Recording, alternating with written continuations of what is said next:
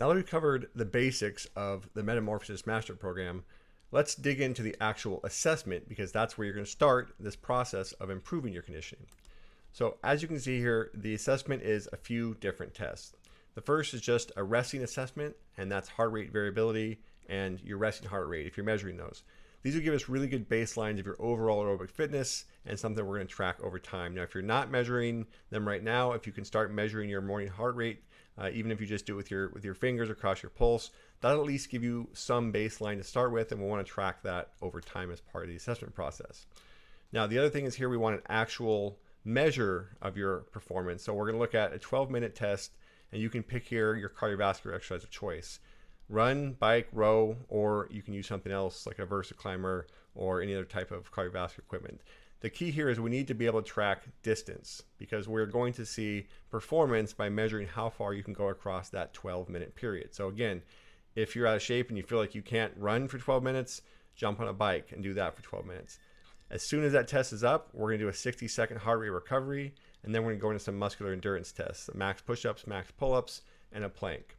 So attached to this lesson is this assessment in an Excel sheet. It's where you're going to record the results of your tests here, and it's where you're ultimately going to see the instructions for the exact protocol, how to perform it. So again, the whole point of the assessment is to give you a starting point. It doesn't matter where you're starting from. It only matters that you improve over time. So in order to make sure it happens, we have to have a baseline to establish where you're at right now.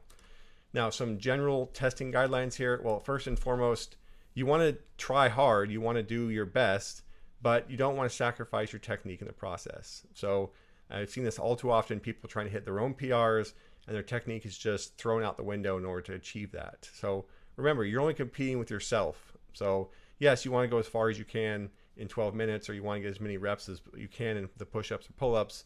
But if they're not real reps, then they're not real reps. So again, the goal should be as best you possibly can with the best technique you can possibly do. And that should be your baseline because that's what we're trying to improve. The other thing here is make sure you standardized the test. So that's why there's specific protocol included with this, because we want to do it at the same time from start to finish so we get consistent results. If you change the order or you do them very differently, the numbers aren't going to be the same. And particularly in this case, because we're doing the muscular endurance test after we've done the cardiovascular test, and that's specifically for a reason, so we can see where those are in that specific order. So again, just make sure you follow the guidelines in the actual testing protocol each time you do it. And then also, aside from just this assessment, we want to think about the workout itself as an opportunity to improve. So you'll see in the training templates when we get there, there's a place for you to record all your numbers. You can set workout goals each time. And this will just help you recognize that it's not just the assessment that we're using as a tool, as a measuring stick, it's the workouts themselves. And so you should be seeing progress and making improvement in these different metrics as we progress week by week. Now, once you've completed the assessment, let's talk about some basic norms here. And again, this is just a spectrum. We've kind of put things in 3 categories, but we can look at resting heart rate and average HRV. Now, again, we can really only compare HRV if you're using Morpheus, because each HRV system gives you a different number and different calculations. You can't compare Morpheus to Oura or Garmin or whatever else. So in general, if you're at a reasonably high level of fitness, aerobic fitness in particular, you'll typically have a resting heart rate below 55 and an HRV of Morpheus above 80. Now, if you're in this high category, you're definitely going to want to be in the level 2 program in order to see continued improvements. If you're below that, either in the middle or bottom of the average or the low, you probably want to opt for level 1 of the program because you have enough room for improvement that level 1 will give you everything that you need. Now, if you choose to do the run during the 12-minute assessment, then you can also plug that in some formulas. You can get your estimated VO2 max there as a result and see where you fall in that category as well. Or, of course, you can measure VO2 in an actual lab, but for most people, probably not necessary to get started. 60-second heart rate recovery is going to happen after the 12-minute test, and the more your heart rate drops after a period of exertion, overall indicates the more you're going to be able to sustain that level of exertion over time. So heart rate recovery is a really big indicator of cardiovascular fitness and aerobic side. So it's something that we can use in measuring stick really, really often because we can incorporate that just into our training and see how quickly our heart rate's able to come down. And that's something you're going to want to see improve over time. And as long as you follow the guidelines, you go through the program, that's absolutely going to happen. You will see heart rate coming down much, much faster over time. Now, aside from the actual conditioning piece, the recovery side is also really important as well. You'll learn more about that in the masterclass. But I'm going to include my Recover to Win screen. And essentially, this is just a series of questions you can work through to see how you stack up in different areas of your lifestyle that will support recovery. And if you find an area where maybe you're just not doing really well, whether that's nutritionally or sleep or whatever else in here, it'll just help you pinpoint where to spend your efforts improving. So this is, again, just a starting point, and think of it as a screen, but it's just there to help you identify, again, what areas of recovery you might want to focus more time on so you get the most out of the program. Because really, recovery is what sets the upper limit for what's possible. Your recovery ultimately defines how much stress you can put your body under through training and still come out the other side going the right direction. So recovery is a big piece of this, and you'll learn more about that as we jump into the masterclass.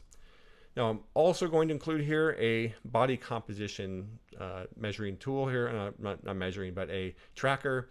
And the reason I mention this is simply because I don't want you thinking about Metamorphosis as a weight loss tool or a weight loss program. It's not. And the same token, you don't want to be gaining a bunch of weight here, but it's important to just see that our weight is relatively consistent and we aren't actually losing a bunch of weight or gaining a bunch of weight. Now, if you're starting where you're fairly overweight, then it's certainly possible that the additional activity will cause you to lose some weight. And there's nothing wrong with that. But really, the goal here shouldn't be to drop a bunch of weight with Metamorphosis, and it certainly shouldn't be to gain weight with Metamorphosis, because that's really not going to help your conditioning by being heavier. So I mentioned this just again because it's important to see that your weight is reasonably consistent. If you're dropping a whole bunch of weight, again, you're probably not taking enough calories and your performance may suffer. If you're gaining a bunch of weight, then you're probably eating too much as a result of the training, and your body's trying to push back by having you eat more food than you probably should. So again, this is not a weight loss program, that's not a body comp program, but tracking your weight at least on a weekly basis is going to be valuable for making sure you're headed in the right direction in the nutritional side as well. Now, I'm going to also link to a formula down here called the Navy chart, or the Navy actually developed this to measure and estimate body fat in their soldiers. And it's able to do that from just circumference measurements, your height and your age there, as you can see. But all you do is take those numbers, you plug them into a formula, and it'll spit out basically your estimated body fat. And over the years, testing myself and other people using this chart and then using DEXA, which is the gold standard of measuring body fat, I found them to be, generally speaking, very close. It was very, very rare to see them off by more than about 2%, which as a whole, for a quick and easy free assessment is really good. So it works best if you have a tension gauge tape measure, which just allows you to keep a very constant tension. It's called Gulick tape measure, and I'll also provide a link to that down below this video if you want to order one from Amazon or wherever. But that'll make it even more accurate because you can be incredibly consistent in how you measure that. So again, I like tracking body comp. I think it's valuable even for programs that aren't trying to improve it. And again, particularly because it'll help you dial in the nutritional side of things, which we'll talk about later in the master program, or master course. Now, the other thing is here, we can track our progress daily. So we don't want to think about, again, just the conditioning assessment as our only way to track progress. We can look at our average HRV changing on a daily, weekly basis. We can look at the resting heart rate, like I mentioned, fairly consistently. Heart rate recovery should improve in different areas, different workouts. Week to week, you should see, again, your heart rate dropping faster from one week to the next. You'll be able to see that in Morpheus or just tracking that during the methodology. And you should see your distances improving. So again, even though we're doing this 12-minute run test as part of the actual assessment, we will be doing those same exercises throughout the program, and you should see your distances improving. So if we're only doing 5 minutes week 1, then we're doing 8 minutes week 2, you should see that distance improve incrementally above what it would have been from week 1. So you want to be able to, again, track progress across all these things on a weekly basis, because our goal here is to continue to improve.